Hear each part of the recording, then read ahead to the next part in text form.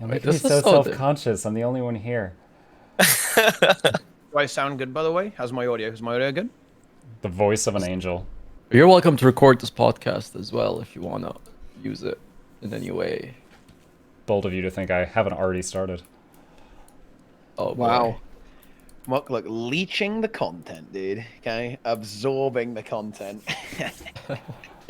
Are you kidding? I made sure this was allowed before I said yes. Gotta pay the bills, man. Yeah, true. It's true. It's true. Also, my eye is I've been itching my eye at the end of my stream. I don't know what happened. So, my eye goes red. Something's happened. I don't know Add a what I did. disclaimer that you just finished doing legal substances. Got it. Oh no. We don't do any of that. There was just a few days ago, someone popped into my stream and they threw some bits. So like the robot read this out loud, and they wrote, "I just won 100G from GuildMM. I'm so excited." But the bot read out loud, "I just won 100 grams from GuildMM." Oh man. And dude, we went nuts. I was like, "Oh my god, I gotta have a talk with him. Does he know that's illegal in some countries?" And they're like, Oh, I "No." think I saw that. I saw it sent it to me. Hang on, I got my mic stand is actually like, falling off my table. Hang on, You good, Teapot? Oh, oh no. We can't actually start without Teapot. That's how he feels about us, Red. We're just plus ones. Plus what? I mean, we have to start with all parties ready. It's too late. It's too late. Damage has been done. Damage has been done.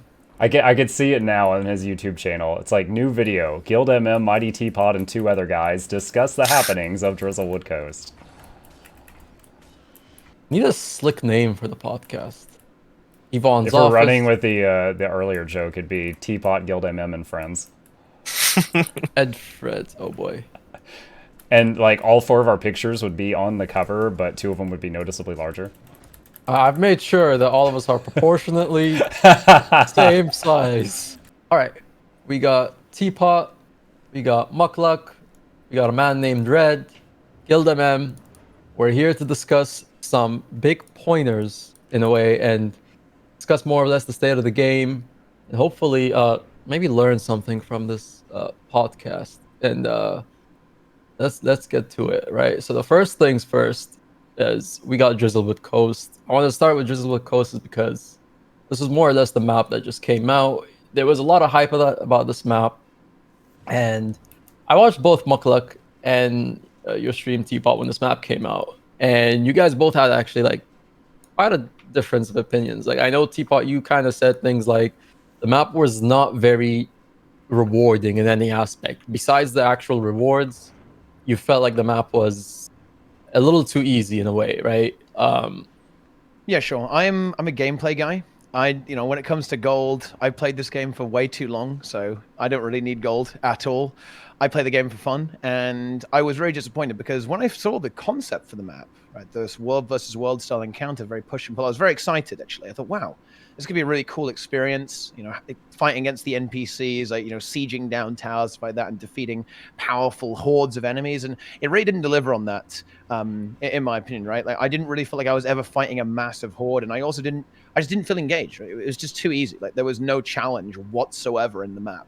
We were able to do it first try while basically AFK, and a lot of people were accusing me of having like a full try-hard squad, but that actually didn't happen because I overslept that day, so I couldn't actually get my full elitist squad in there, unfortunately. So yeah, that was where it was disappointing for me though. Like in terms of the rewards though, I think it's fine, right? And I think we'll get into that in a little bit, right? It's good to have good gold farms in the game, like to keep the price of materials low so things don't get out of control, especially when the player base is perhaps not what it once was as well, which can affect the prices of things as they go. But yeah, the big disappointment there was from a gameplay perspective. I did find the map very disappointing actually. I was excited and I felt let down by the lack of challenging content in the map.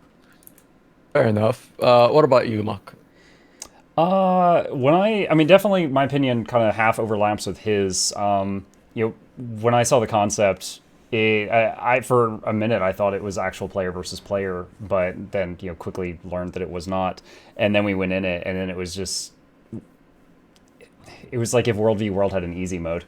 Like we blasted through it so fast, and at first I was a little overwhelmed because like I've got these homing beacons and signal flares, and suddenly I've got a new type of catapult taking up my inventory, and I'm like, what do I do with all this stuff? And then once we figured it out, it was just like I went. You're talking about you had a squad that you went there with. Like I went there just alone, and we blasted through the whole thing and just finished the whole thing in one go, and I was basically like me with 39 pugs, and it's just like, oh, okay. I will say that I didn't know about the value of Drizzlewood Coast until you told me, because I don't math that stuff out or pay much attention to that. But the first time I got those crates where it's like gives you 100 random dust, 100 random blood, stuff like that, like I perked up. I was like, ooh, this is nice. Yeah, it is good fun.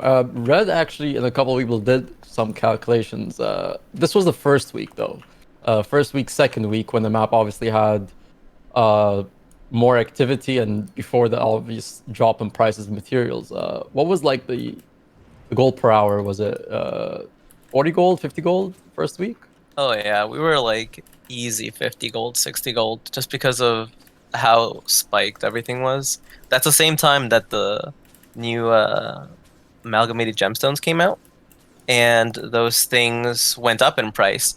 But at the same time, you could farm them from this map. So people were farming that one trait line, that one bloodline, and they were getting charged lodestones that were up in price. So the profit was amazing the first week. Afterwards, yeah, it dwindled off. Like there's a sharp decline right after. Yeah, it's kind of expected, like a map that drops more or less everything in the game. It drops leather, it drops ore, it drops 5T6 loads and everything.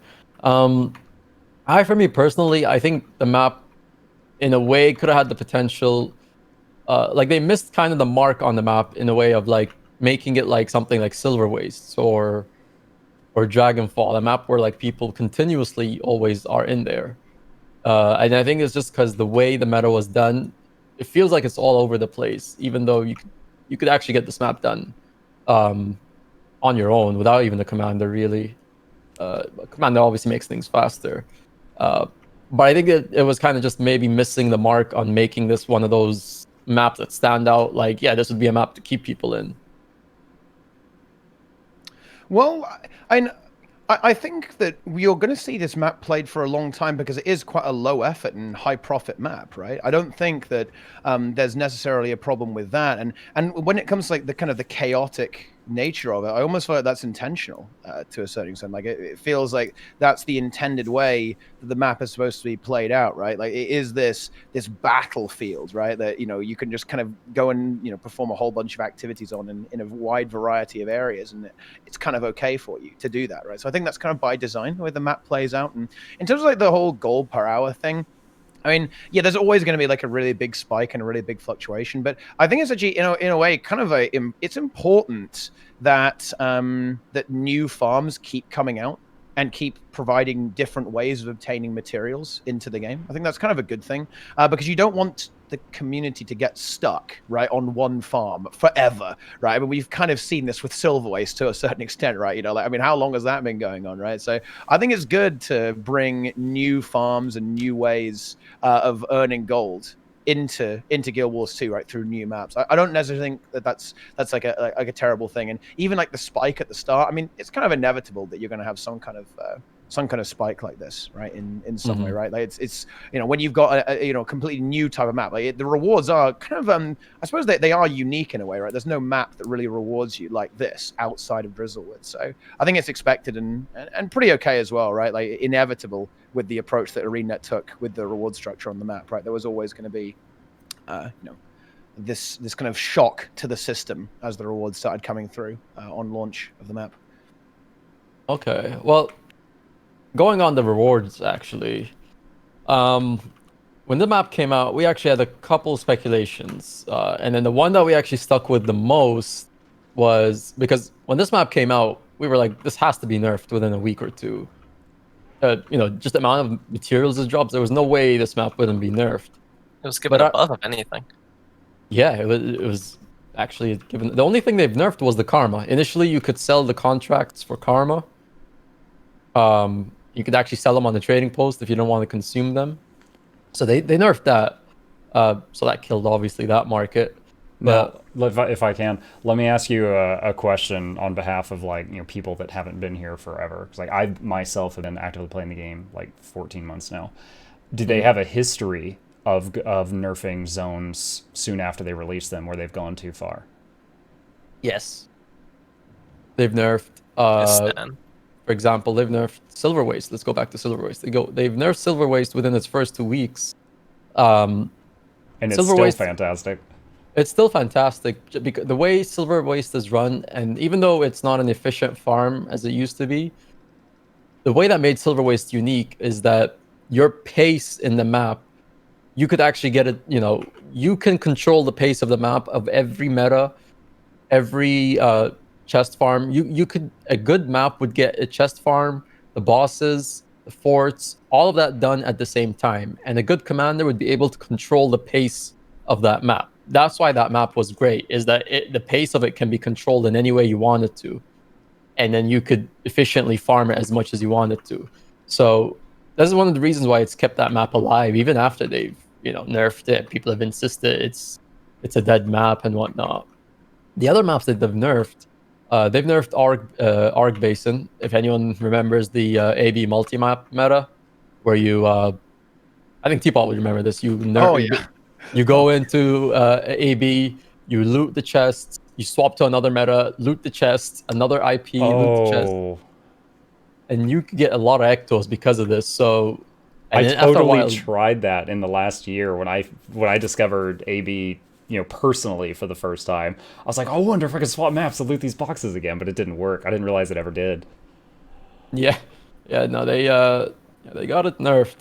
So that's like 2 maps, and then if you count Istan, like Red mentioned, Istan was very famous for more or less dropping a big amount of T5, T6 materials to the point where the nerf was honestly needed for the map, because it got them down to such a low price. It would, your actual time in the map did not make sense anymore. So yeah, there is a track record of nerfing maps, and for good reasons. Some of them honestly have been for good reasons. What I didn't expect to happen for this one is the speculation is I think ANET was in a way preparing this in a way for people to get the materials that they needed, either for armor, either for legendary weapons, whatever else they might be trying to work towards. And I think the speculation was more in line with like that the armor would be ready within like the next 2 months or something. Like August maybe, or they made it seem from their announcement that the Armory update was due to come out in a couple of months. So that was the speculation behind that. Yeah, and I think the question you've got to ask yourself is that necessarily a bad thing? Is it bad that ArenaNet want to increase the accessibility of legendary tier gear and legendary tier utility to the general player base? And I think that I would actually probably argue no. I think that's actually a good thing. Because if you think about like how long it takes like an average player to get a legendary weapon, it's a big investment for a casual normal player just playing open world content to get a legendary weapon. It takes about 2,000 gold, so that kind of area, right? That's a lot of gold if your gold farm is like 25, 30 gold an hour, right? That's going to take you a very long time to actually to be able to obtain that item, right? So if we see a bit of an effort from ArenaNet to make that a little bit easier, I don't necessarily think that's a bad thing. Maybe even the opposite. Yeah. What about I think I can agree with that. Like it definitely is a change because this new ANET we've seen so far has been very different from what we've seen, you could say, in the last year. Not talking too much into detail on the actual Icebrood saga, whether it's people think it's the same living story that we're getting in a different way or not. I mean, they are trying a couple more different things than they have before. And what I want to see with this map especially is how it ties into the second half of the map. We know that there's supposed to be almost equally as large or maybe half as large of a map left for this, right? Where if you look at like the end of the bridge where you fight the meta, there's supposed to be the ice part. So we're more or less, the second half of the map is probably going to take place towards the the snow and everything. So is that map gonna have its own meta? And is that map gonna, is it gonna be in the same zone, but that map completely reacts differently than this map? In a way, is it gonna be in a way connected in some way?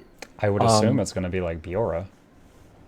Or in a way where like it's zones, but like each zone is independent from each Yeah, other. well, it's got like a east meta and a west meta for Biora marches now. Like, yeah, they're connected, but for most intents and purposes, you could think of them like two separate zones. Yeah, they just don't have a loading screen. Right. I don't know about all that. I mean, you kind of have to finish the meta to even be able to cross the bridge in order to get to that part of the map.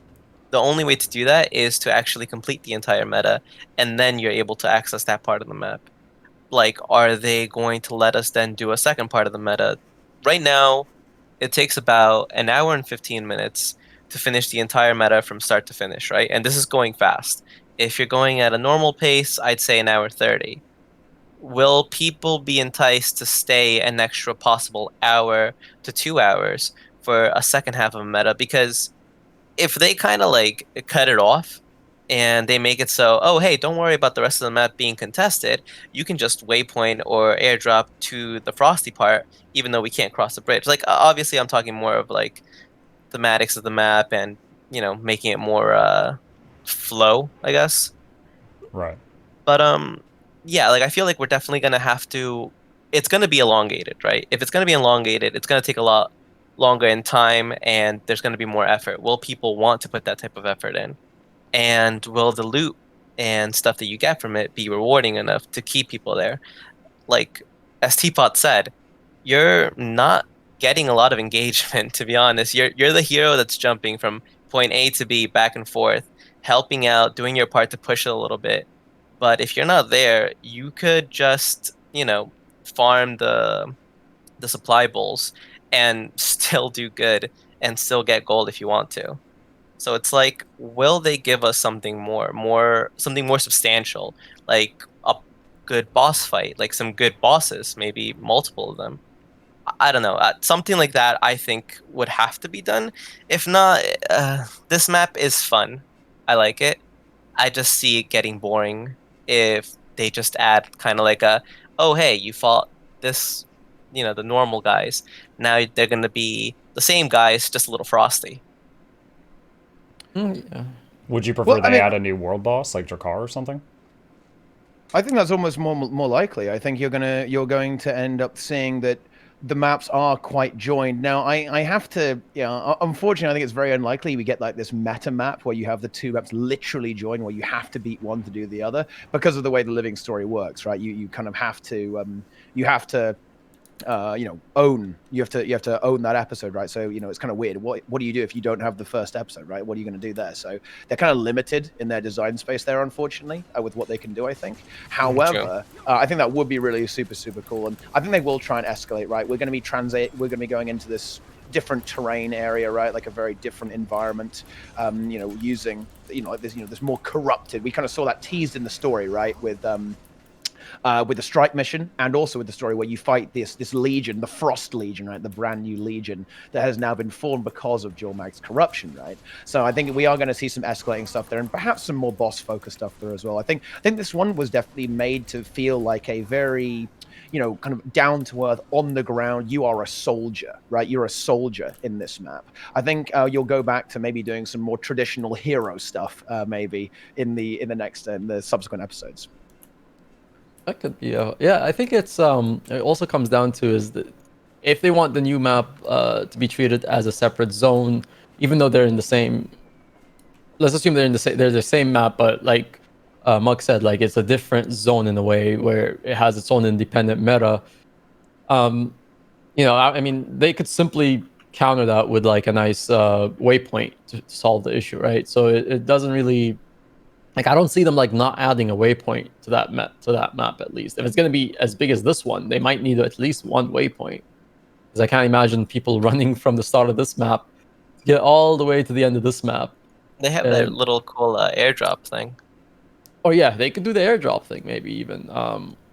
But Yeah, that's the part where it's interesting. It's either they take it that direction or they treat it as independent from each other. That's gonna be, and then again, it goes back to how ANET times events, right? They usually time all their metas and everything. So that's what's gonna come into play with it. Um, but overall, to end on the topic, at least on Drizzlewood Coast, um, what in terms of a, because we can pretty much agree on the rewards are amazing for this map, right? It's worth being on this map compared to a lot of other maps that are in Guild Wars 2, right?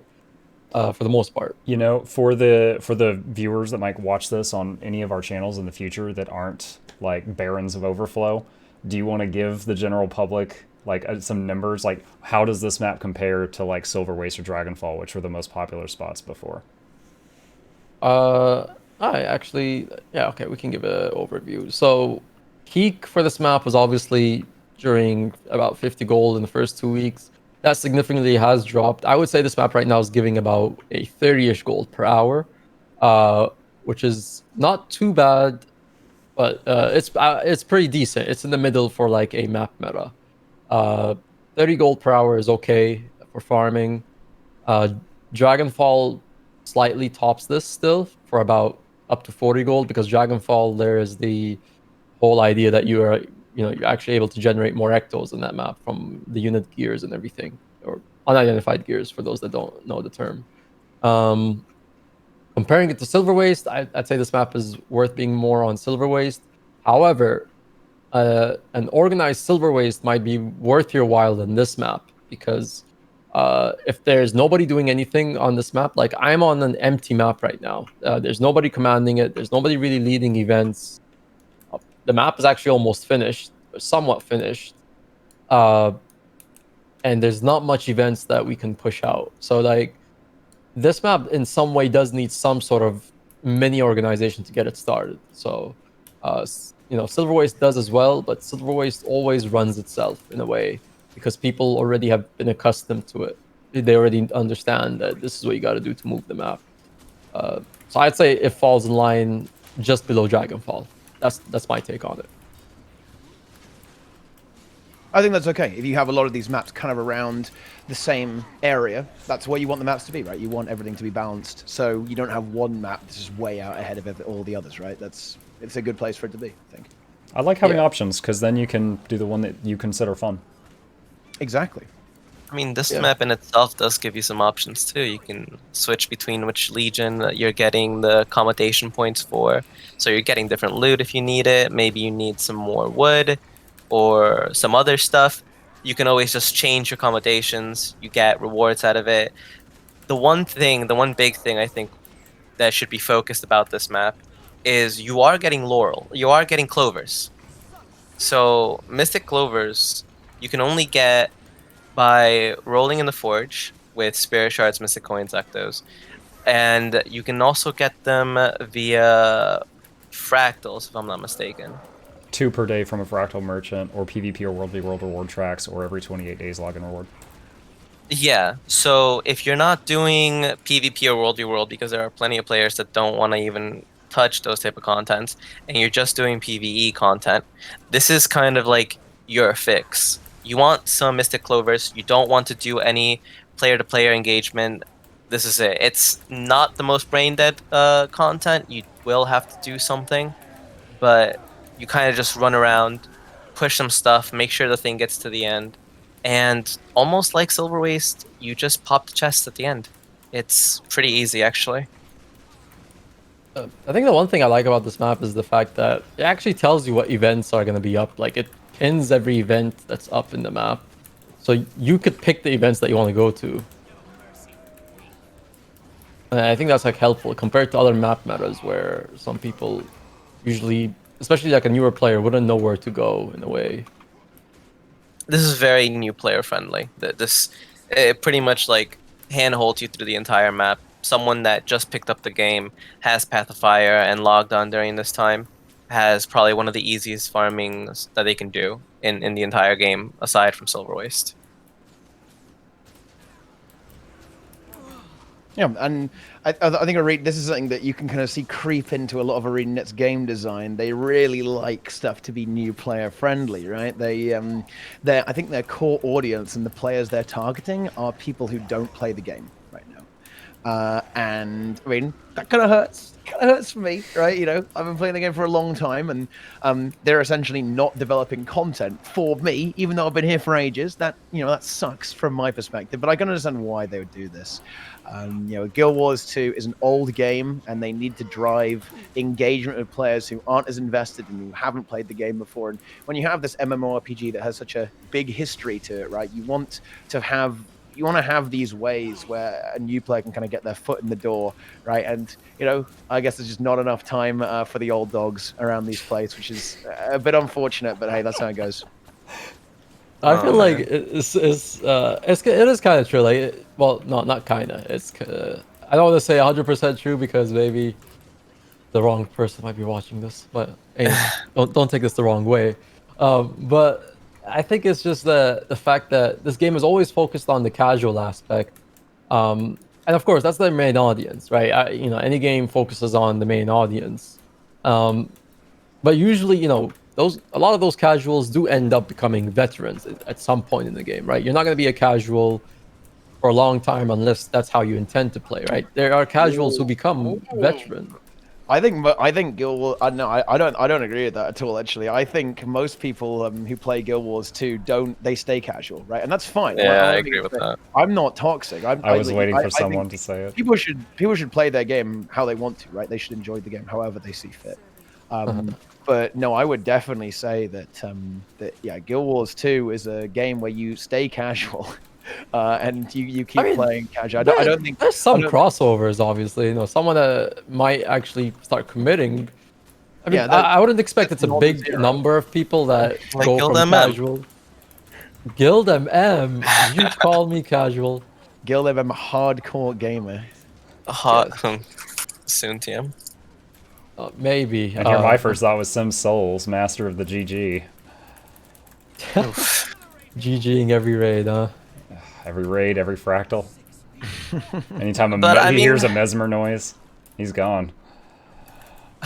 I feel like the next part of the map, again, going back to that, they have to kind of up the ante there. They have to make it a little more difficult.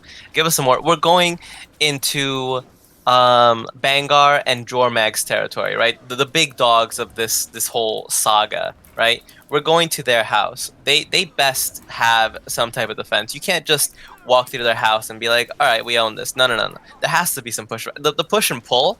All right, we push them. I want to see them do something to push us back now. Like, I really want them to kind of be like, okay, you guys had fun in the first half of the map. Everybody can go in. Everybody can do this nice, easy stuff. But guess what? Now you're like, in Antarctic, you're constantly losing health. You have to do all these little things in order to maintain yourself alive. There's like big bosses throughout that are going to make it harder and harder for you.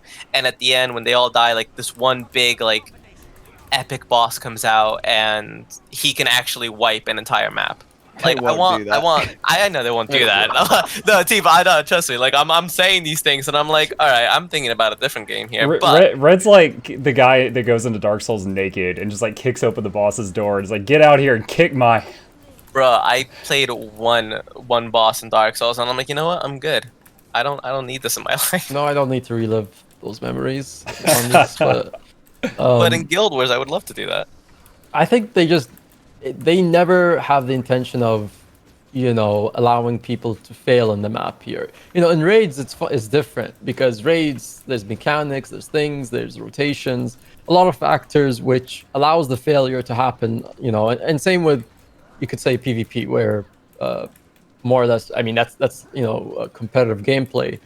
But in map metas, I've noticed they've never allow the map to fail on purpose or given the chance to give us such a challenging map where possibly it will fail unless it's a very what's it called? Maybe it's an outnumbered map in a way, but for the most part, I've never seen them try that.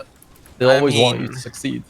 The vets of Guild Wars 1, like season 1, that marionette, the twisted marionette boss in I forgot what map it was.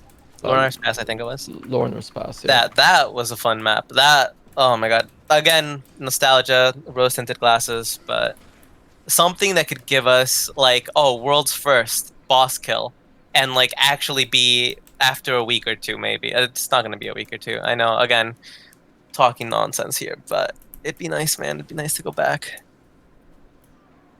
Mm, That'll be a marvelous thing. I would love for something like that, but yeah, it's not happening. Um, Overall though, like to wrap it up on this map, you know, because in a way I've seen it start to die off, like, and not in a way where it's like, oh, it's just because like no one's doing much anymore or stuff like that, but you know, you go back, for example, to you know, silver waste, and there's still people that do silver waste on a daily basis and things like that Religiously. religiously, and it's not as active as it used to be. But those maps, Dragonfall, those two have really took over.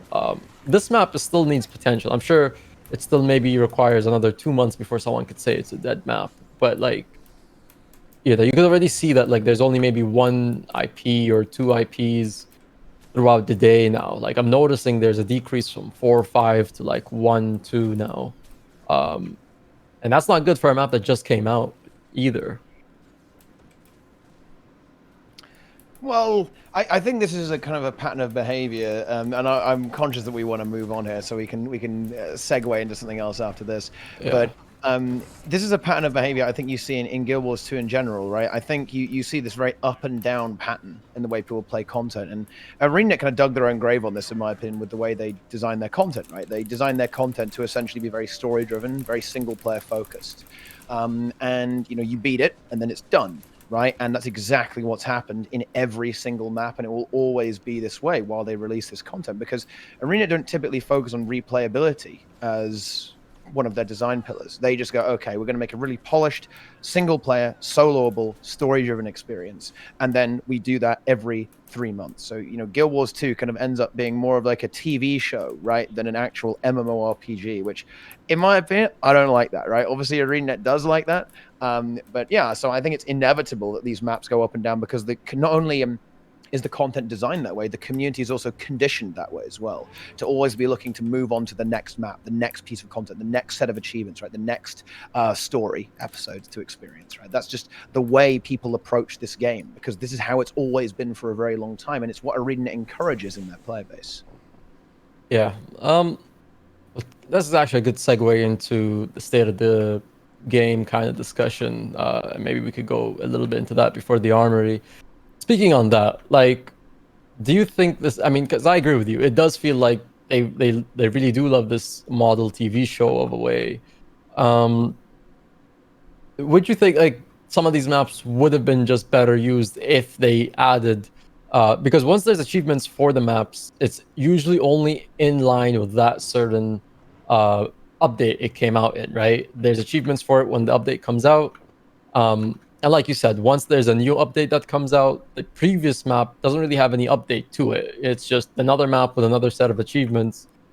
Wouldn't it have been better if they, you know, sometimes did not release a map and then just made the update in the same existing map, right? They didn't have to add a new map every single living episode. They could have maybe just added more things to do in the previous map.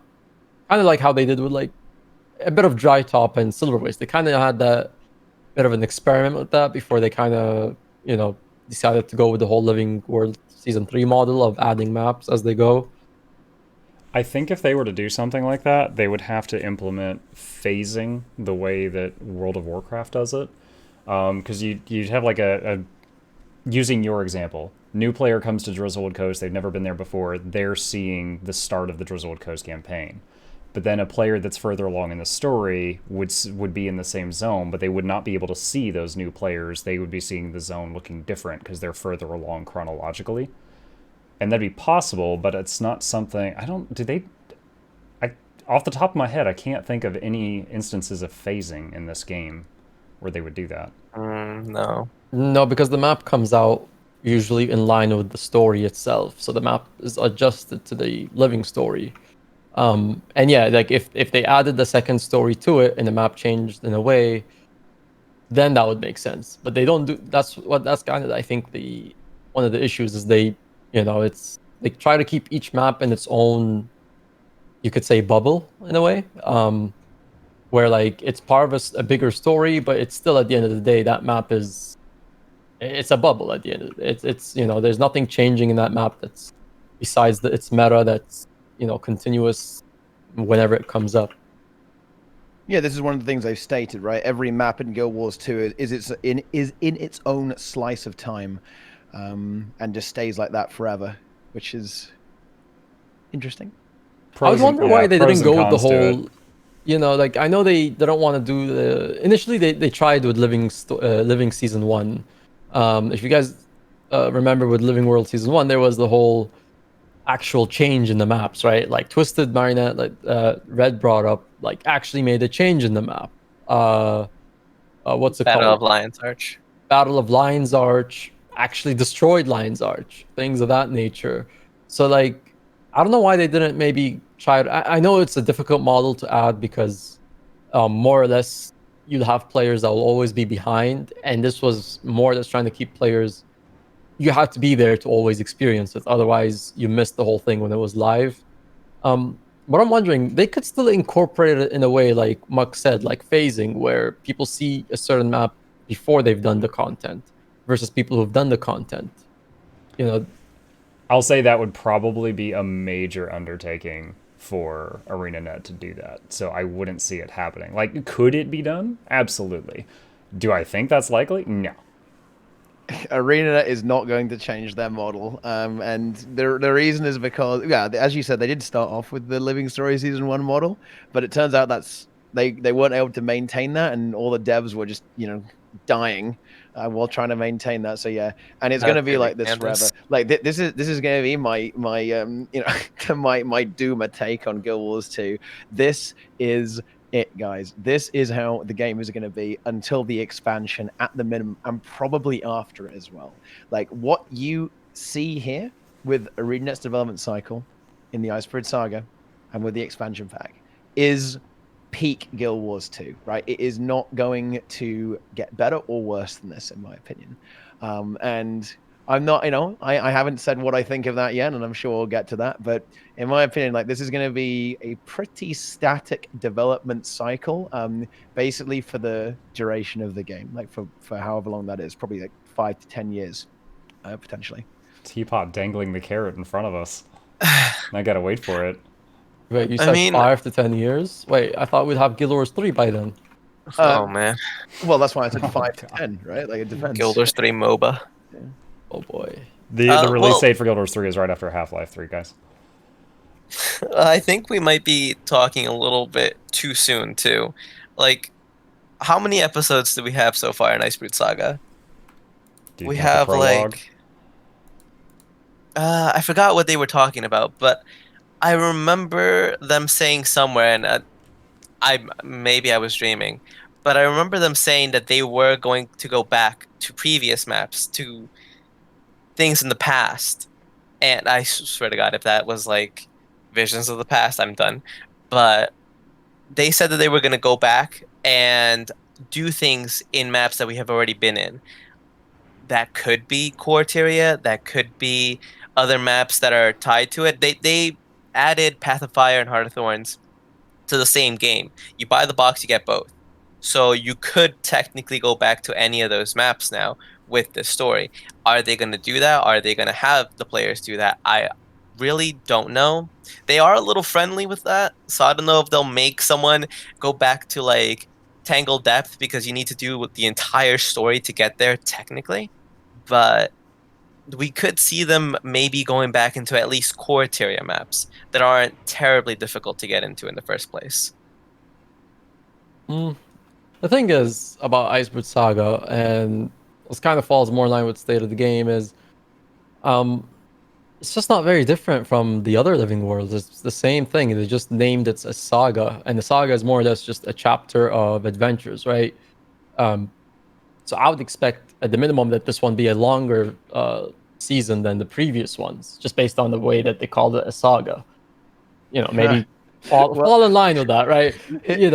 Well, here's the thing, though, right? Like, I think they just said that just to hype people, and there's some good evidence for that because they even referred to it in the Gem Store as Living Story Season 5.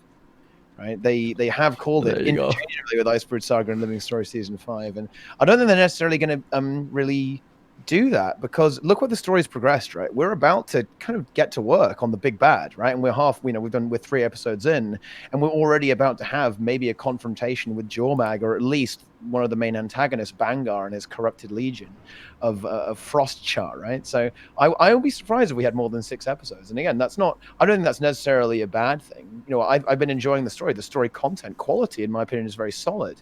But I don't think it's going to be any longer than normal or any even particularly different, right? It's just a much more refined version of the Living Story that we've seen before, a bit more polished, right? A little bit, fresh lick of paint over the old system. I'm still hoping Braham gets corrupted by Jormag and we get to kill Braham. I hate him so much. I want to kill at least one of our party, right? One way or another. It's very important. It's not gonna be a main character. I'm seeing Krisha going down, to be honest.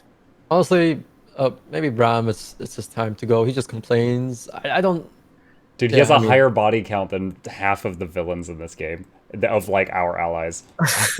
I mean, wait, he can't be killed. Remember, he's the chosen one. In Jorah March's second half, that was explained that he's like the chosen one to take down Jormag, and we could have a whole like Cormyr thing where like back in Guild Wars 1, Cormyr took the essence of Abaddon, and again, I'm going way back, but maybe Braham could be the new, I don't know, crossbreed Elder Dragon. We don't know. That could be one way to get him out, but I highly doubt that.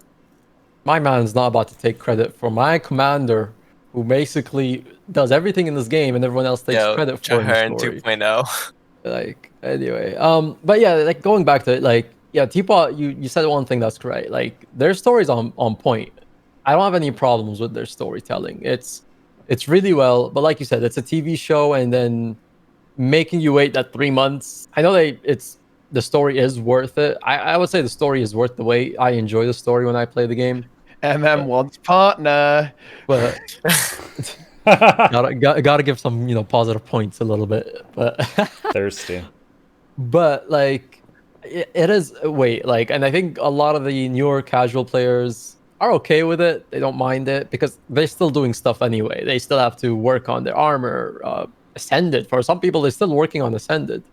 A lot of other things, like they're very new to the game versus veteran players who are, once you're done with the story within the first 2 days, achievements and everything, you're done. They usually tell me, or any one of your friends probably who's a veteran player will tell you, I'll see you in 3 months or something. It's always a meme that comes up with a lot of those players.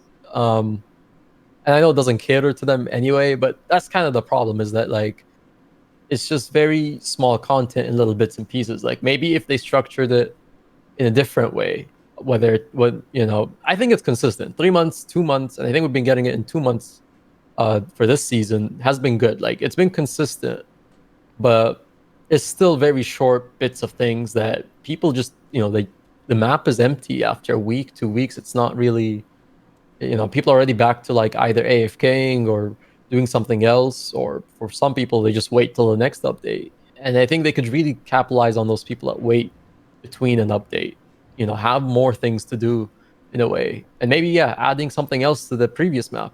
Go back to the previous map. There's an achievement for something. Just kind of integrate the maps. Don't make them feel like their own bubbles. Well, this is the problem with the type of content that Arena's developed. They develop content that is based off narrative and story instead of actual gameplay engagement, which kind of what goes back to my original point about Drizzlewood Coast, right? The map is very visually impressive, right? It's a very cool idea, right? Like this idea of these two factions warring and battling, and you capture the map. It's a very cool idea, but there's no gameplay to back that up. It is very much a TV show. Like your gameplay is irrelevant, right? I could disable all of my abilities, unequip all of my weapons, and I could still enjoy the map in basically the same way as if I was actually like full tryharding, right? And I think that's a really big problem because it means that the gameplay is incredibly shallow, right? We're going in. Yeah, the gameplay for most of Guild Wars 2 is paper thin, like wafer thin. It's one atom thin, right? And that's the really big problem, is because once you peel back the veil, once you've done the story, once you've beaten it for the first time, there is nothing there, and you log out for 3 months, right? And as you say, if you're a new player, that's not an issue, right? You can go and get Ascended, you can get legendaries, right? But if you've already played the game and you have those things, these updates are 1 day, right? And then it is over. And that's because ArenaNet does not really, they don't release something like a dungeon. They don't release something like a raid, right? Strike missions, it's not bad, right? I don't mind them. Like, they're quite good. I like a strike mission. I do them fairly often, right? But like, strike mission takes you like 3 minutes and then it's over, right? Like that's it's done. And in terms of rewards, I mean, I don't know, if you're a reward player, to be honest, I don't even know what strike missions give you, right? I just do them because there's something to do on stream, pretty much. Like, I don't know what they give you. You know what? I'll actually give props for them. I do strikes every single day. Not the tank escort one, because that one takes like a freaking hour. Oh, yeah, that's but good. all the other strikes I do is like the warm up for my stream daily. You get a ton of karma, because every one of them gives you a few thousand karma. You get a ton of volatile magic for some reason. I don't know why, but you get volatile magic from like every one of them. I passed 100,000 volatile the other day, mostly from strikes, and I did a whole video where I cashed it out. And then you get unID'd stuff, and then like every strike mission, if you get gold on it, there's a chance of getting like a big ticket lottery item. Like in Grothmar, there's that chair, the Chili Chase, that when that came out, you could sell that for like 550 gold. So, there's like a lottery item on every one of them. And then if you need Mastery XP in Icebrood still, they're a really easy way to get like their Mastery bars completely filled up. But yeah, Karma and Volatile, that actually cashes out pretty well. Has anyone actually timed how long do you need to do strikes to actually get the full set of Ascended from the vendor? I never Because you can't get Ascended from the vendor. I don't think anybody even looks at that. Like, how many people actually know that you can get Ascended, like full Ascended gear from doing strike missions? Like, that's a really good question. But no, the vendor's right there. Why wouldn't you not see the vendor's right there, but like, how many people actually take the time to be like, oh, hey, this is a thing I could get? Maybe? Question mark? I think arguably, if you got like no Ascended and you're looking at like what are my options on how to get it, it's one of the easier but also more brain dead ways of doing it, because you could literally farm. You get more profit shards the first time each day you do a strike, but like if you do Cold War over and over and over, you do get some profit shards every single time. So you could literally Cold War your way to Ascended. It would take a long time, but it's possible. Oh, God. So yeah. But the whole time you're doing it, you're getting other rewards as well. Occasional crates of 100 logs and volatile magic karma crap like that. But I actually I've got a video that basically tells new players like this is an option if you wish to go this route, but I've never timed it myself. And this is another kind of gripe I have with ArenaNet's design philosophy. They don't like farming, right? They don't like you doing the same thing over and over and over again. They want you to do multiple things every day. In fact, they will force you to do this if you won't comply, right? They do this with daily time gates, all this sort of thing, right? They want you to do a wide variety of activities instead of just letting the player just grind stuff out. This is like a really weird philosophy for MMOs, right? Like it's kind of the second thing that ArenaNet do that is very anti-MMO, right? They don't like you to grind, and they don't want you to basically play their game every day to a certain extent, right? Because they do story content, right? They want you to log in when you want to and then basically log out. And if you think about this, if you're being really cynical, like this is exactly what you'd expect, right? They want you to log in a little bit and then log out because they don't have a sub fee. They don't need you to log in every day, right? They don't need you to come back every month. The only way they make money is through the gem store. So they want you to log in when there's something new in the store, right? When they've got an event on and you want to buy it. But they don't really need you playing all day, every day, right? They want you to log on, get your rewards, and then log off. So their server, they save server hours, right? It's kind of what it comes down to. That's a little sad if you think about it. Yeah, I mean, like, I'm being a little facetious there, right? Like, ArenaNet just like the more casual gameplay style, right? Like, I'm not giving the benefit of the doubt there. I'm being a dank memer, for content, for the views, boys. Okay, but I think there's a grain of truth to that as well, right? Like, there's something, I don't know, like. This is a little bit of projection here, but like sometimes it does genuinely feel like veteran players are not wanted in Guild Wars 2, right? And you see that reflected in the way they develop their content and the way they release their content and the way they interact with the community. When I say the way they interact, I mean not at all. That's also another really big issue. Yeah, it's, I don't think they actually have any community manager now, do they? I don't think they do actually. I don't know. I don't know if they have one. I don't know who it is. Teapot, I'll have you know that I have grouped with Darkbringer at least 2 times. Darkbringer. He's in the TP guild, actually. Yeah, he's actually in our guild. But here's the thing. I've noticed that the actual devs who do play the game, if you interact with them enough, they actually do talk and discuss things. They obviously can't say much because of NDA and things like that. So, they can't tell you much. But they can have a simple discussion, at least open the discussion, and then whatever they can't spill, they just don't spill. I think like that's kind of one of the only positive things I've seen in community interaction, which they've tried, is the devs that actually respond to a player in the game and things of that nature. Because if anyone in here has seen the forums has been the worst in trying to get any constructive criticism going. To the point, I think in some of the posts have been on the forums where they tell you there will be no negative or any negative feedback, only positive feedback given, which is that was a whole different game mode over there. It's a very, very old screenshot, to be fair, right? That's a very old message, but yeah, I mean, Arena has. It's a very old message, but best track record, have they? No. Yeah, no, it's a very old screenshot, but the fact is that screenshot has been applied to many posts on the forums. That's the problem. But I don't know. I mean, it goes back to like other issues that they've had. They said, communication has always not been their best way. I would say that's true. They get a lot of things right, but I think the smaller details they always miss on marketing and the communication and things of that nature. Yeah, marketing is the big one, in my opinion. Yeah. Which one? Marketing. I have people all the time because I've got so many videos that are catered toward like getting new players or brand new players. Like if the experts go to teapots, the newbies come to me. And I've got so much stuff on that, and sometimes people come in and they'll be like, what do you think is like the weakest part of this game? And I'm like, the advertising, the marketing. Like the last one I know of was through Quiznos. I mean, there are no Quiznos around me, and I'm in the New York area. Like I'm actually sad. I don't even know what a Quiznos is. It's a Subway shop. It's like Subway sandwiches. This is just a different toasted chain. Subway sandwiches. You could have just partnered with Subway. Expensive. Come on now. They spend money. They have money to spend on different aspects of this game. Are you honestly saying that the problem with that decision with Quiznos is that they didn't do Subway? GuildMM? I mean, we're talking about semantics of a specific thing. You know what I mean? But I think it's like, if they took the time to, like Heart of Thorns or Path of Fire, put up billboards, if you're gonna, I know they always go by the whole, our players will market this game for us and word of mouth and things like that, but you are a brand, you're an MMO.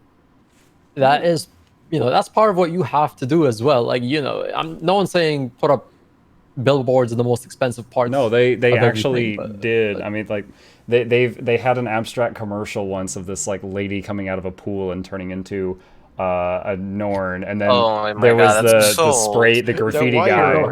Why are you bringing this up? And then, no, they actually did a billboard. They put up paper flyers that look like a cartoon character when you're looking for a lost dog, and they just like put glue on the back and stick it to a wall. They had the Quiznos campaign. Like, they need to do like, a Twitch commercial, like when you're forced to watch an ad before you tune into a stream. Put some of those out there. I don't know what is involved in it, but if you could get the game on Steam, that would be a flood of players that would try it. If it's in the free-to-play section of Steam, so many people will give a shot to a game.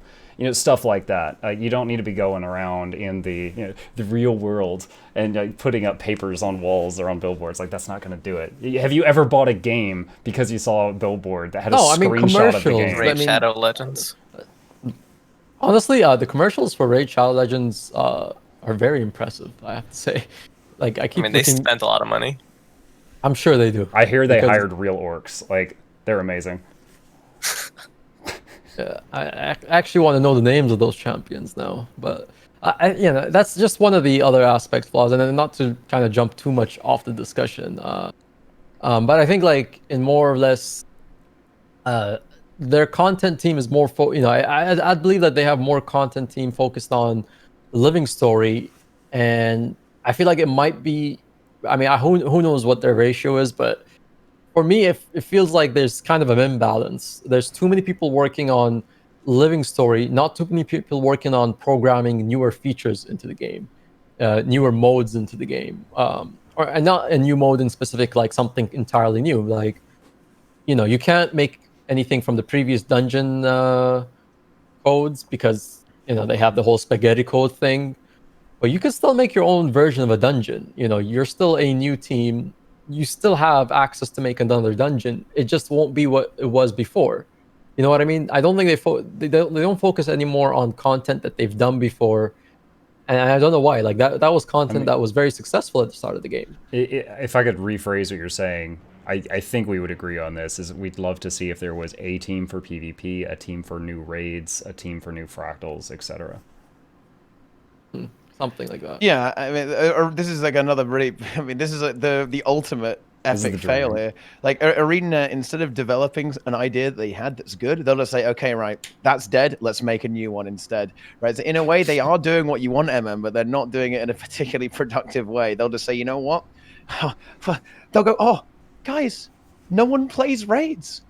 We released 3 bosses a year and nobody plays it. Oh, why? I wonder why. It's like, oh, well, I think I can tell you, like why no one, why the raid community is struggling when there is no support for it whatsoever, right? Like Arena don't like to develop stuff. They've made strike missions instead of making new fractals and new raids, right? There is supposed to be a new fractal. Bear in mind, it will have been 2 years since the last fractal. Soon, TM. Yeah, when they hired, what was it, Ben A back? Yeah, it's with alliances. It's gonna come out with alliances, my dude. Okay, don't remind me about alliances now. I'm sorry, right? Like this is one of the reasons why I don't do my podcast anymore. It's because like, damn, dude, like don't my advice to Guild Wars 2 veterans is just don't think about it, right? Like don't think about it. But what do you do? Like, because like you have people who say like, what do I do in this game? I've done everything. Or like a veteran who, they don't have every legendary that they own, right? They have the ones that they want. They've either from Gen 1, Gen 2, they probably have like a couple legendary armors or maybe just enough for what they need.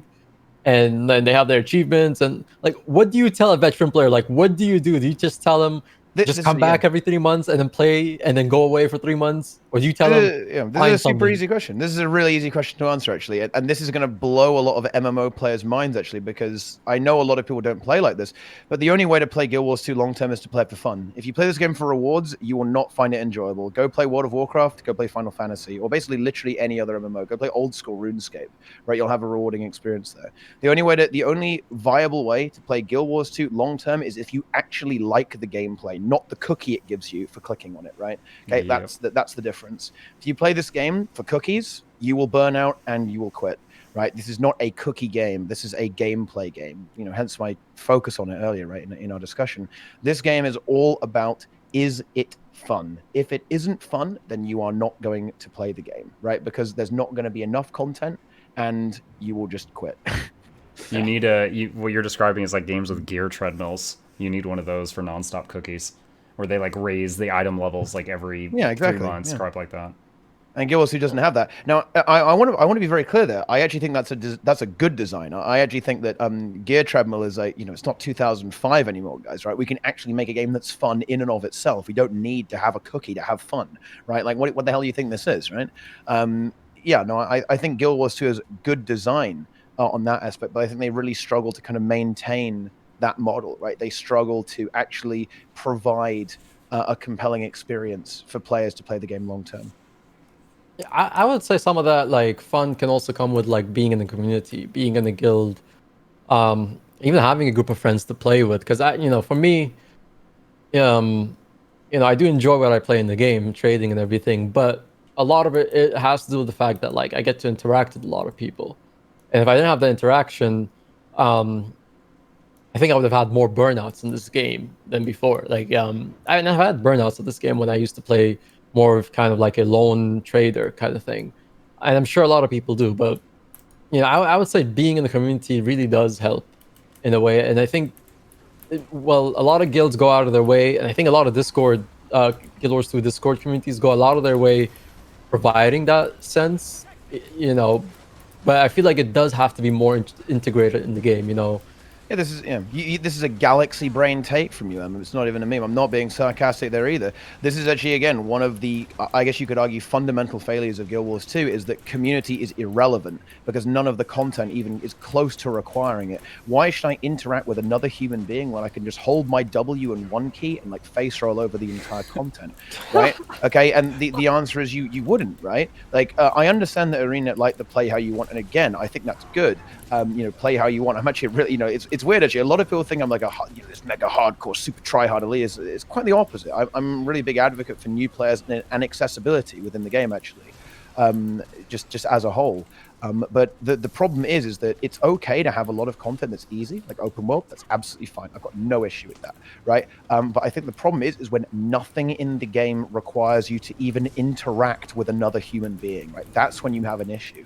And this also causes a lot of problems. It's why people get shocked when they go into World versus World, when they're expected to get in Discord, right? It's why people are shocked when they're expected to have a build, right? When they play raids that actually does something. It isn't like Carrion Longbow Ranger, right? It's because none of the game has any of this kind of expectation or requirement to actually really know what your buttons do or interact with anyone. And the lack of integration of social features into Guild Wars 2 is absolutely one of the cornerstone problems with Guild Wars 2 that has never really been even addressed in the game. They did this a little bit with guild missions and guild halls and stuff like that, but well, you know, guilds they I mean, they said like, let's get to new content, let's forget this one, kind of thing. Yeah, you know. it's a meme to say this, right? And it's not a good point. I'll preface that. But, you know, where are the guilds in Guild Wars? They aren't there, right? You don't have these communities, these big open world communities anymore. You know, TXS, right, and TTS, right? These guys all quit the game, right? And they said, yeah, they don't add any more group open world content that really needs a guild like this. So we are going to quit. And they do quit. And what you said about, you know, community keeping people in the game, you're completely right. Like, I think if I wasn't a streamer, I would have quit this game years ago, like without question actually. I'd have been playing something else with friends, right? And now I'm trying to make a community guild of my own, right, which is another thing entirely. But you're absolutely right. Like, community is how you continue playing games, MMOs in general, but especially Guild Wars 2. And it's a completely essential thing. Like Discords, guilds, etc. It is streams, right? It's completely essential to playing Guild Wars 2 long term, and it's why. Even though World versus World is arguably like the deadest, memeiest game mode, right? They hang on, right? They hang on. They do not die. ArenaNet might try and kill them, but dude, like, these guys are more resilient than cockroaches, right? Like, you'll never get rid of the World versus World players, right? Because they are just in really strong, close-knit communities, even though there's basically nothing, no updates coming through. Alliances at this point are approaching meme territory, right? Like, it's pretty close. Approaching. It's already approached. Okay, it's already there. I was right? thinking it red.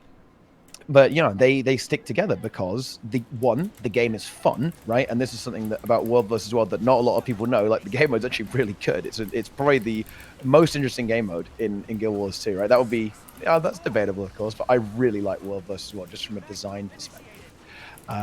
But they're all friends with each other, and they do guild activities. They all get in Discord and, you know, start yelling at, you know, go, oh yeah, we're killing, like nuke him, you know, they're going crazy, and they're having fun because they're playing with friends. It turns out that solo MMORPGs don't exist for a reason, right? But ArenaNet kind of insists on trying to push it in that direction, which is unfortunate. But they'll never get rid of me, and they'll never get rid of the World versus World community. Don't worry. I think, well, I mean, I'd be hoping for WW to come back so I could start my alliance, get #1 first season. But like, okay, all right. Oh, you're trying to contest too, okay. Huh? Okay, we'll see. All right. Okay. I mean, NAB. Big man. Okay, let's see. You're going up against GuildMM's gonna like just take out his wallet and hit us with it for all the damage.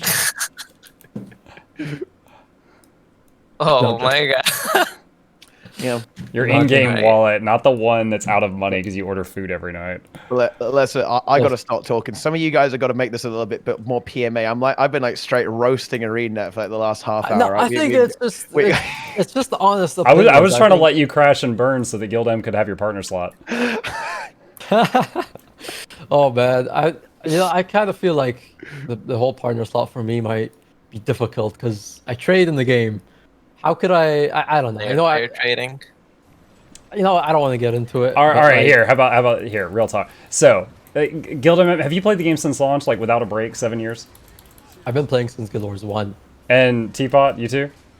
Oh yeah. Okay, so I played the game at launch, and then I hit max level, and I don't remember why I got bored of it. And so I came back to the game, like I said, 14 months ago. So I haven't yet hit the level of burnout that you guys are at. So, a lot of the issues you guys are talking about, I've only recently started seeing them because I've basically been the new player for the last year. So it's just, I think I've just got a different, like, I understand your thoughts. I'm just not there yet. I just want to very quickly clarify on that. I'm personally probably enjoying Guild Wars 2 more than I have for years right now. I am really enjoying playing this game in its current state, right? I'm doing a lot of, weird activities with my guild, right? And getting that going, right? And playing PvP and doing ATs, playing World versus World. I am having a lot of fun, right? But that doesn't change the fact that there are some incredibly glaring issues that, in my opinion, are essentially holding the game back from really progressing any further than it is. Right? Sure. When I said earlier that this is it, guys, this is what you are getting, right? I didn't mean that in necessarily a derogatory way. I mean, I'm having a lot of fun. I'm enjoying the game a lot. I'll just say it here. I'll say it live on stream. Guild Wars 2 is the best MMORPG right now, and in my opinion, it's not actually close. Right? It's not just a little bit better than a lot of the traditional tab target MMOs. It's a lot better than the traditional tab target MMOs. Yeah. Right. It is a very good game.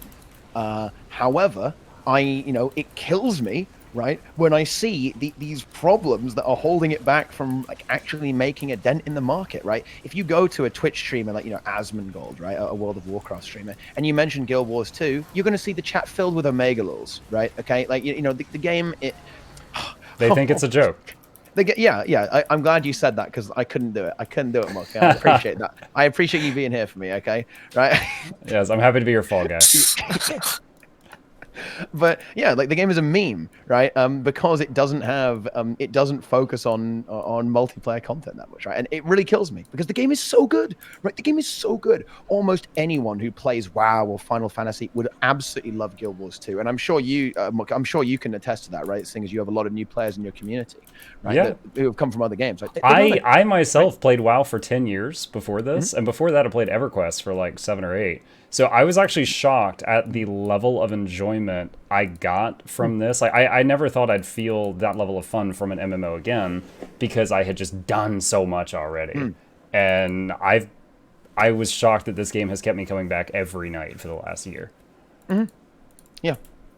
I think one of the things in this game is, while there are some limitations, and like you said, like for me, one of the reasons why this is one of the greatest games is, first of all, once you play the combat system, you cannot go to any other combat system. I would say Guild Wars 2 has the best combat system in the game. That's the big one. It is, one of the most smoothest things like I've in any game I've played. It's one of the smoothest like systems they've had.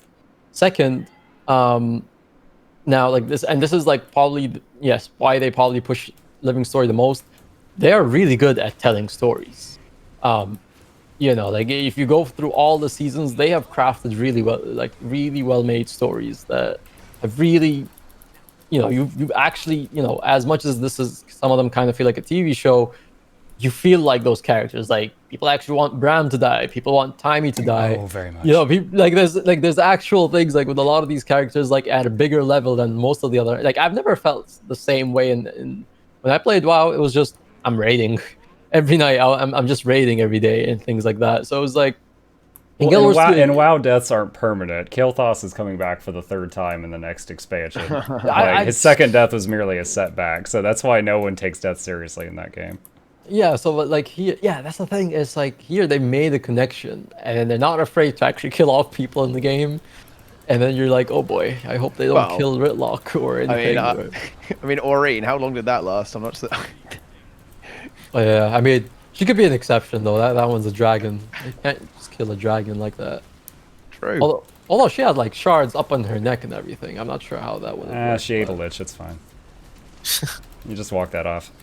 But it's like I think like yeah, storytelling, the combat system, they have unique game like World vs World PvP as underrated as they are, they're some of the best systems they've put in this game.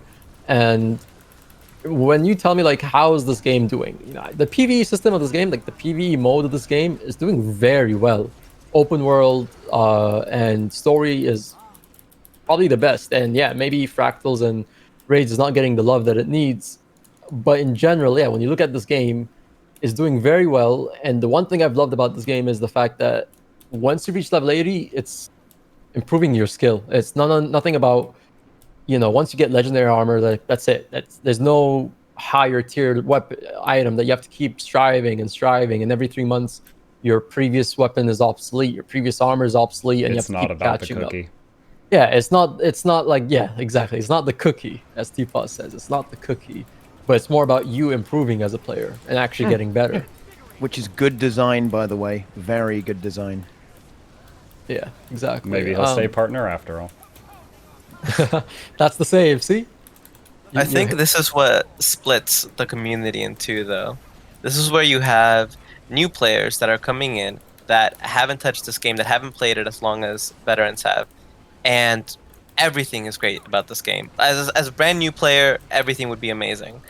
Again, since launch, been here, but you're gonna get to a point, right? Veterans get to a point where it's no longer you can only get. I mean, yes, your skill can get better. You can get that PvP title. You can get whatever that other title in World v World is. I can't remember it.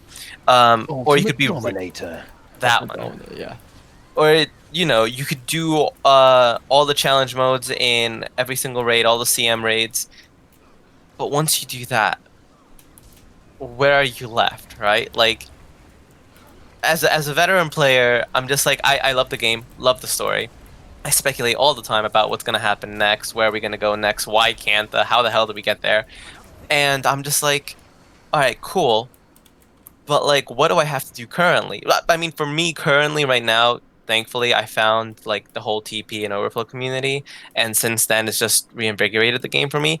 But without the community, without people, I'm just like, okay, cool. You know, I have some legendary stuff. I don't care for the weapons much. I like the armors. I've made the stuff that I wanted, and I achieved the skill level that I wanted to get to. And if it wasn't for bumping into Sushin one time and joining the whole TP guild and the whole trading aspect and talking with people in that level, I probably would have taken another break. And that's what I kept doing. Every year I would play for 6 months, then I'd go off, do something else, and then come back. And what does that really say about the state of the game for this, right? Like, how is that? It kind of like bringing this all together now. How is that bringing? First off, like new players have to be brought in. How are they being brought in? Are they? Question mark. And then, how are veteran players getting rewarded over time? Yeah, like again, are they? Question mark. I think new players are coming in. I think there's actually a lot of new players. I think Arena does do a good job. Like when it, with even though like the marketing memes are certainly there, I think Arena does actually have a really good reach because they are the MMO that you play when you rage quit your current MMO, right? They're the fallback MMO. They always are, and they always have been, and that really plays well for them, right? When Bless Online just like flops horribly, right? That's really good for ArenaNet.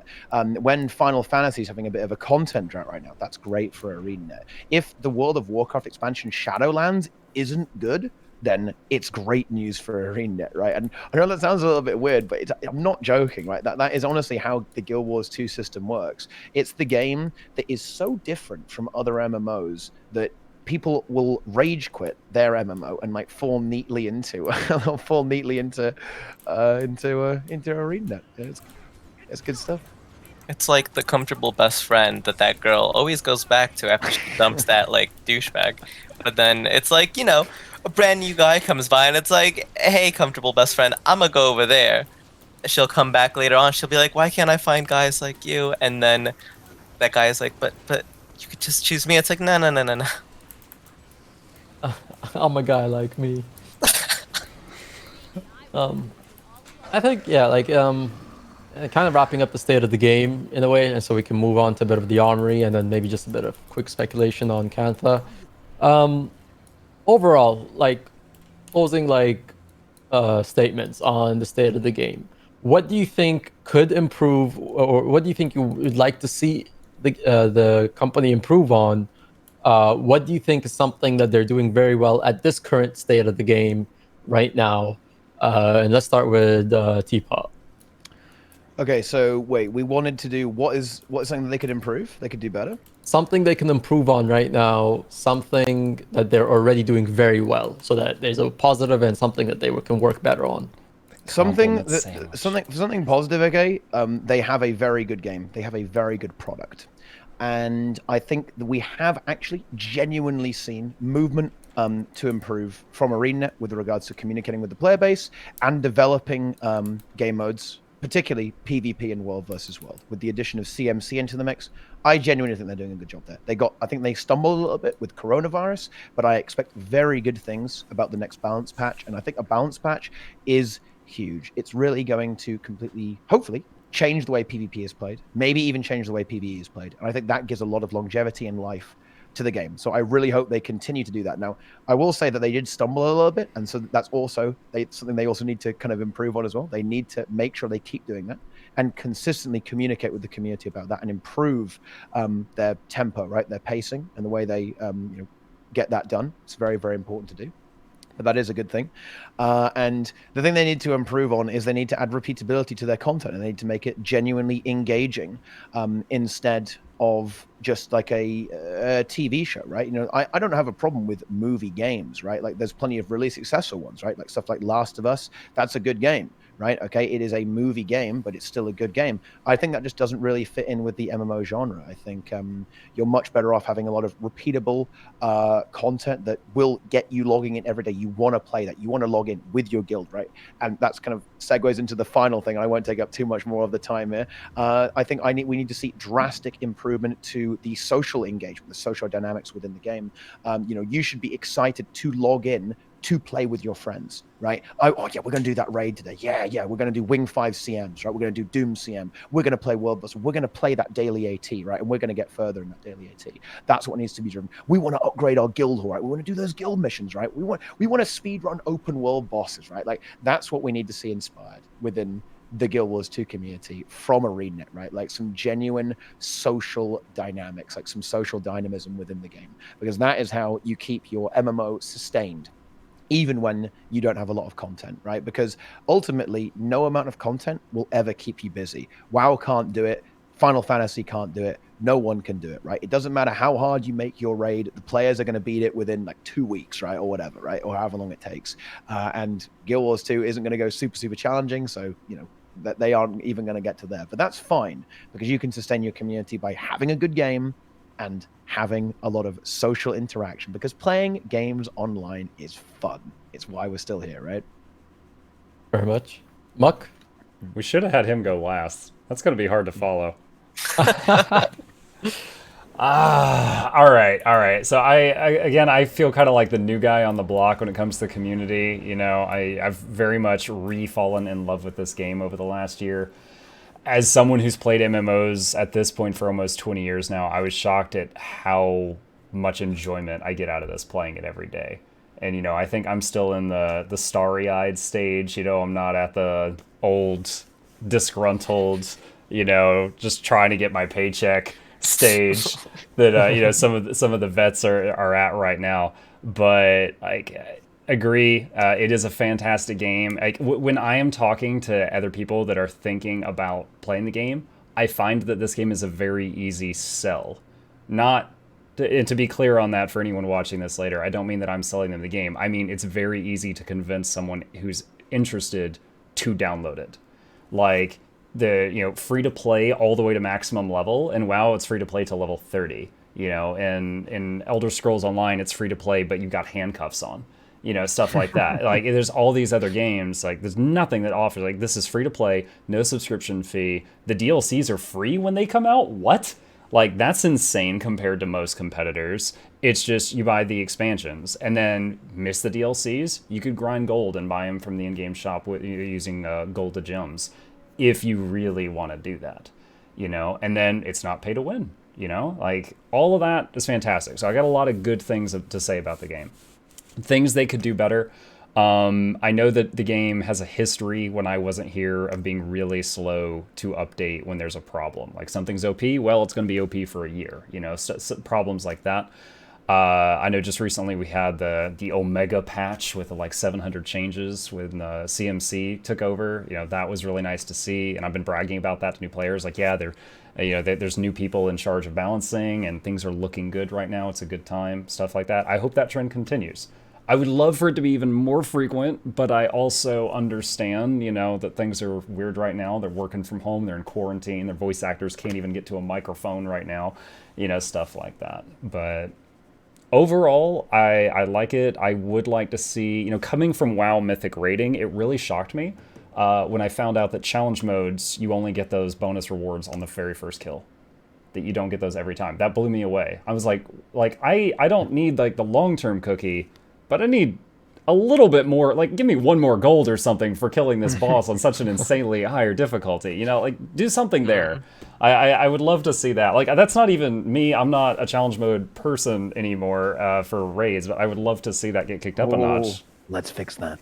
You would be proud of me. I actually started a quest recently. I was like, I want a legendary in every slot.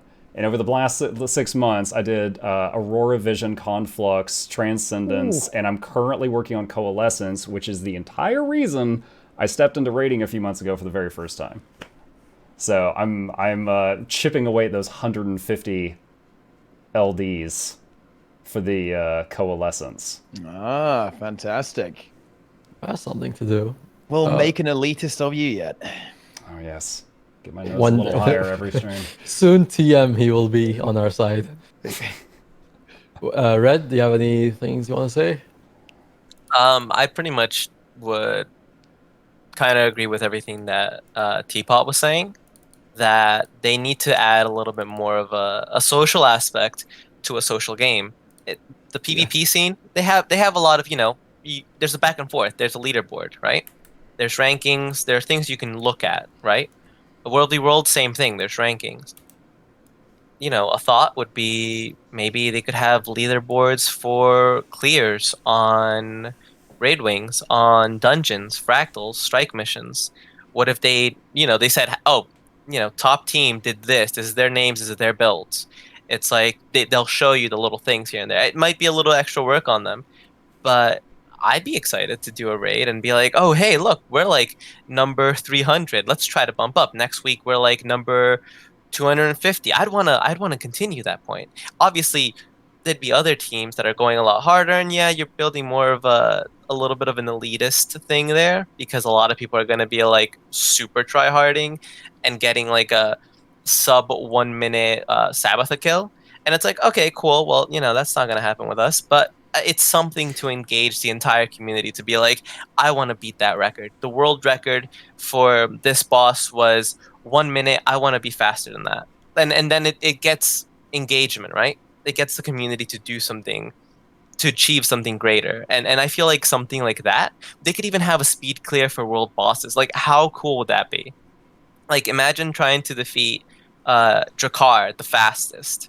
You'd have people running actual raid rotations, right? You'd have people actually try-harding these bosses. You'd have a lot of griefers. You'd have a lot of, memers. But, hey, it's an MMO. That's bound to happen. Then, again, stuff like that, little things like that would be pretty dope to see. Okay. I think mainly my points would be things that they're already doing well on. Again, like I think they're like Muk said, like their DLC content, the fact that they can push out content that's free, it's still pretty decent for what it gives you out. Like every 2 months that you have a solid storyline, there's a cliffhanger, it leads into the next one. They do very well with that.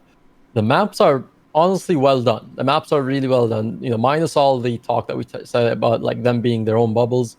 The maps in themselves, when they have interesting metas, they've shown that they can really create something nice. Like, and I can even just give you a few examples. Like you have Nellis 4, you have the Sandswept meta, North Specimen Chamber. You have in what's it called? Is it Jahai Bluffs? You have the branded Shatterer, for example. Like they've shown that they can really improve on certain maps where they take bits and pieces from older core games, like branded Shatterer being from the Shatterer himself. So I think those are things they've already improved on. They're doing a great job on. Uh, and the other thing I would say is more or less the whole PVE aspect as a ratio, but minus the raids and fractals. I think it's solidly well done. Their open world is probably one of the best in terms of like what it does for players. You have things like Auric Basin, Tangled Depths, Dragon Stand, where they're continuously run every day. That's a 5-year-old expansion, and those maps are still active every day. So there's great replayability in a lot of their maps. It's specific ones, but they've shown that they have really great systems out there. Things I wish they would improve on would definitely be, yes, more social involvement. The same thing that Teapot says, and the same thing Red basically agrees on. I think that social aspect of bringing players together would be more important because anything you play with friends is always going to be more fun, especially in an MMO where it focuses on you being with people. I think that social aspect of it probably would be their thing. That I would say would be their biggest improvement if they can get that done. There might be other priorities, but I would say that's definitely one that should be in the top category of priority. I think with that being said, that wraps up the whole state of the game. I think we still have a few minutes for the Armory update and your thoughts on the Armory update. So I think we could wrap it up with the Armory, more or less. What's your general opinion on... Oh, Teapot's making a face. He's already ready on this because, the thing is, Teapot already discussed this on his stream maybe 10, 20 times. So I already know he has opinions on opinions. So... This is a really interesting one. This is a big moment for ArenaNet. It's going to be a lot like gear templates. This is going to be a moment where they can either shine or completely implode and fail. Right? Like this, it's going to be so interesting to watch it unfold. Like if they execute this like the players want, they can look amazing. They can go, wow, look at this. We have created this super cool feature that makes legendary gear genuinely insane. It's so good, they've actually convinced me, right, to do Aurora and Vision. I am actually going to go for full legendary because of legendary Armory. I'm confessing that on this recording right now. That is what pushed me into doing it. Right? And I'm going to do that. And that's something I would never do, right? Like the idea of doing Aurora, casual content. Yeah, I'm getting worried, right? I'm already getting... You don't want to go to Draconis Mons 15 times? No, I don't. I really don't. But I will do it for legendary Armory. My only concern, it sounds like a great system. It genuinely sounds good. In terms of functionality, I have nothing bad to say about this, really. My only concern is, how is it going to work with transmutation? You're going to have hopefully you'll be able to have different skins. It will kind of like duplicate the item in a way. You'll be able to have different skins on different characters. Otherwise, that's really, really awkward. And secondly, okay, monetization. If they monetize it, each legendary can be shared for $2.99. Exactly. Like that is where things go bad, because in my opinion, it is really important that they don't do that. Right. And I know that's like, oh, you expect devs to work for free. No, I don't. But you've got to bear in mind that the legendary Armory is essentially ArenaNet rectifying one of their mistakes, because when they added build templates, because they wanted, the only reason they did this, the only reason they added like that Armory space, right, where you can store additional items there, the only reason they did that was because they wanted to monetize it, right? So they could make it worth something, right? Make it worth money. And this, accidentally made legendary gear really bad, right? Because one, it doesn't play very well with the build template system, and two, this essentially made legendary armor no longer save you any inventory space, right? Because you could just have all your builds stored in the ether, right? Like essentially, right, in the armory space that they introduced with build templates. So legendary armory is essentially them saying, okay, yep, our bad, we're fixing that by making legendary armor really, really good. And to be fair, it is a really good feature. Once you get a heavy legendary helm, you never have to get a helm ever again. That's super cool, right? That makes a piece of legendary get very, very punchy, very impactful. Fantastic. Love it, right? But if that's got a price tag attached to it, okay, that's going to leave a little bit of a sour taste in the mouth, in my opinion. But other than that, I got no complaints. Here's the thing. It's like the question I have is like it's not a fact is it's going to be monetized or not. It's going to be monetized for sure. They have to make their money somehow. But my question is, how many templates do you actually get for free? Do you get one legendary armor template? Do you get 2 legendary weapon slots and then you buy the rest? So that's 3 templates. How's it gonna work? That's my thing. Like the ratio of how much you're gonna have to pay for gems versus what comes for free when you first get it. That's really what I'm I at fear with it. that if they monetize it, which of course I hope they don't, but I fear that if they do, it's going to be like you can share 2 legendaries and then you pay gems per additional legendary to share or something like that. That would be Maybe they do a what I worry bundle about. or something. I mean, if I'm going off of the what if they don't? How about if they have like a legendary quest type thing where you have to build like some type of magical uh etheric armory, right? That's always connected to your entire account. And that requires like a lot of legendary crafting material. Like T6 sets, mystic coins, mystic clovers, or stuff like that. Like obviously again, wishful thinking, but I definitely have to agree with MM. This is probably going to be another gem grab for them, another cash grab for them. Um, I I could always hope. I'm sure we all do. But at the end of the day, this is definitely going to be something that we're going to see an uproar about this, and we're going to see people just kind of suck it up and be like, "Well, guess I'm putting some money into the game." And I mean, it's not the worst thing. And yeah, you can also, convert your gold into gems. Not terrible. But yeah, I definitely see this being more of a, hey, so you can do this and we give you 1 free slot, but like you want some more? Well, we need some gems. If it wasn't for what happened with build templates, I would totally be the kind of guy that's like, no, they wouldn't do that. You guys are out of your mind. But then just because of build templates, I was just like, Legendary Armory template. Each character has to have a legendary Armory template to use the legendary Armory. Oh no, okay, that's a little too much now. I do also worry about the trans. I'm trying to point at Teapot here. The Transmutation. transmutation thing. That's something I've thought of as well. Like, if all your characters look, all your heavy characters look identical and etc., it'd be kind of. Ugh. I mean, Yep. Fashion Wars. It's the end of the game. It's the name of the game. They have to I think do it's very something with unlikely. that. Yeah, I think it's very unlikely we end up with a system where your cosmetic options are limited, right? That is literally, it's not even a meme. That is basically the point of Guild Wars 2 endgame progression, right? Is to look pretty. Unless if they're like, well, you guys all share the same skin, but outfits can override that, and everybody can have their own unique outfits, and then that's pushing another gem store thing. Red, that's devil talk. No, I please, could no. see I could see that. I know. Again, I'm kind of being like, worst case scenario, this might be a thing. It's like, oh hey, you look ugly, don't worry about it. Just put an outfit on. I think I hope you don't say that I in agree real with life, Teapot. Red. Like it's probably gonna be a way where like you're just equipping the template, but you're still retaining your fashion sense in a way. Like, there's no way it's ain't it. There's no way they're not gonna make you be comfortable in your amazing fashion wars. People will shout. People will definitely be mad if they did that. Like that's gonna be I think rectified yeah. instantly. No, I think they probably have that already in place. They've already thought about it. I would assume they've thought about it at least.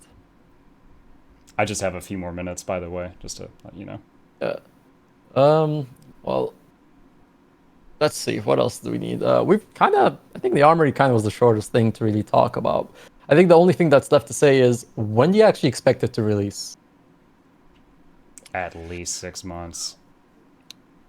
I'm actually a little bit more optimistic. I actually think it will be after the next episode, but before the next episode. So like August.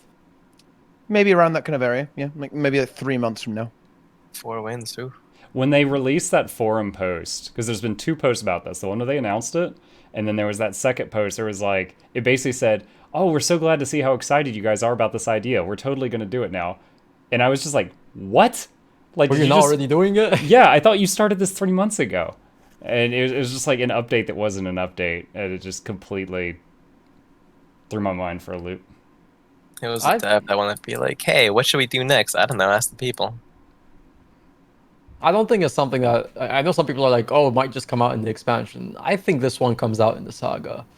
I don't know when. Honestly, I think it should come out. I speculated for it honestly to be out by like July, but that doesn't look like it's an actual realization. So I would say the update after Teapot's update. So that would be September or something, or October, something like that. I'll guess end of the year. Speaking of the expansion, I actually don't think that releasing it with the expansion would be the worst thing in the universe. Right? This is something where I've talked about this a bit on the stream. Actually, I think it would be really good for ArenaNet and for Guild Wars 2 in the long term if they saved a lot of features like alliances, maybe even the Legendary Armory, and then released it all in one go. I think that would actually be something that would be quite good. So it's worth a consideration. They might do that. And release it with the expansion to have like these big headliner features when they actually drop the expansion. I think that would actually be fairly beneficial for the game if they did that. But I'm not sure. I don't think that's very likely. I think they do intend to release it during the saga. I I mean, think having legendary armors in Cantha, from Cantha, imagine like a Gen 3 coming out with Cantha, like another set of legendary armors with Cantha themed behind it. Again, Envoy armor is kind of like that. They will never release another set of legendary armor like the raid armor. It is not going to happen. Unfortunately, yeah. Like, I don't think the people that made it even work there anymore, or at least some of them. not a lot of them, and it was a living hell to develop. It required the dreaded engine work to make it functional. Apparently, to make the legendary armor for raids of that quality, which is fantastic quality by the way, except for the trench coat. What the hell were they thinking? Thank you. But it took them 2 years, or as it was famously put by the lead designer of raids, 1 year twice. Yeah, also known as 2 years, right? For to the rest of us, right? And the reason for that is basically, well, you know, to give him some credit, like the guy who said that is a really nice guy called ArenaNet. Paul doesn't work at the company anymore, but super nice guy. Used to hang out with us and do some raids with us. Even he even acts that we even tricked him into selling a raid once, which is very, very naughty of us. We shouldn't have done that. Wasn't me, by the way. Just want to say, wasn't me. But anyway, you know, they basically did it. They did 1 year of development on legendary armor. They weren't happy with it. Right? They said, no, this is not good enough. They just completely scrapped it and did it again for another year. So that's why the 1 year twice meme comes from. So it's not actually as ridiculous as it sounds. That makes sense. I would expect like features like that in the new expansion. It's not far-fetched that alliances is postponed there too. I think that makes more sense. Cantha, alliances, Guild Wars 1, factions had alliances. It kind of ties in. I wouldn't. That's not really out of reach for me at least as well. Yeah, with regards to Armory, that's really it, to be honest. I think it, for me at least, in the Teapot is a couple of months. Mukluk, you got it maybe towards closer to the end of the year. Red. I'd say if they want to monetize it, probably around Christmas season. You know, the holiday season's a good way to be like, hey, this is some gems, but guess what? We have a sale. Type of thing, you know? Whoa, would you look at that? You know, well, I will hope for like maybe an August or September back to school sale, maybe something like that. Back to school, online school, you mean? Yes, in the game. I think that kind of wraps up all the topics. I somehow managed to crack that down at an hour 35 minutes. So, and we were actually not all over the place as much as the previous podcast me and Red were in. Mostly to our fault, but like, yeah, I enjoyed this conversation. It was nice. It's very different from a lot of the conversations we usually have that are more always related to market and economy and stuff. So it was really nice to have a discussion where it kind of got viewpoints of both of you guys, because, you know, Teapot, you have a very different audience from the audience that watches Mukluk. And so it was very good to actually get both of you on this podcast to see different viewpoints. And I think some of the things that you guys actually agreed on, there were things that you guys actually agreed on. So it was nice to see that all of us have differing opinions, but can agree on some things about this game, which is it is really a great game. Honestly, it does have a lot of things that give it a lot of positives, and I think those positives keep us playing, and that's what brings us all together. At this part in the video on YouTube, I'm gonna have a big neon sign that says #MM for partner. That's just gonna be flashing right here. That's my cell. That's my cell. Anyway, does anyone have any closing remarks? And then we can end it after that. Just thanks for having me on. I really had a good time actually. It was a really fun conversation. And I wasn't really sure what I was going to say. To be honest, I was like, okay, how am I going to approach this? But you know what? I think it turned out pretty well, and we got some really, really good discussion here. So yeah, massive shout out. Thanks so much, GuildMM, for getting this sorted out. And of course, anytime, always welcome to hit me up, and I'll come and roast the game a little bit if you want. No problem. I appreciate you. Thank you. What about you, Buck? Pretty much the same. Thanks for the invite. I'm honored to be here. I was a little starstruck in here with all of these big Guild Wars 2 celebrities and got the vapors a little bit, but had fun. I enjoyed it. Yeah, no, I appreciate you guys for coming by and then taking the time for this. I know Teapot was actually a little confused slightly at the start. He said he thought it was supposed to be a stream. Well, his microphone was attacking him at the time, so give him a break. Yeah, it was broken. It really was. Next time, maybe I should consider a actual stream podcast. But the reason why I wanted to do a recording was more or less because of this was the first podcast that I worked on rather than being a guest on. So like, I wanted to get the recording part set up, and then maybe in the future, hey, who knows? Maybe stream podcast. We'll see. We don't know. But soon TM maybe. I think it's a fun dynamic, right? It's a fun dynamic to have the chat going there, reacting to whatever we're saying, right? Putting their incredibly intelligent thoughts into the chat. Various emotes, lul, omega lul, right? Kek W, right? Like this kind of insightful addition is what a podcast really needs. I think so, yeah. Maybe consider for the next one. We'll see. Maybe we can do this once a month. Hey, I don't know. We'll see if there's enough conversation to talk about. It's a tough one in Guild Wars. Have your people call our people. Yeah, exactly. Red, make sure they get the invitation. Oh, Red, you're his people. Congratulations, you've been demoted. Well, I mean, from officer.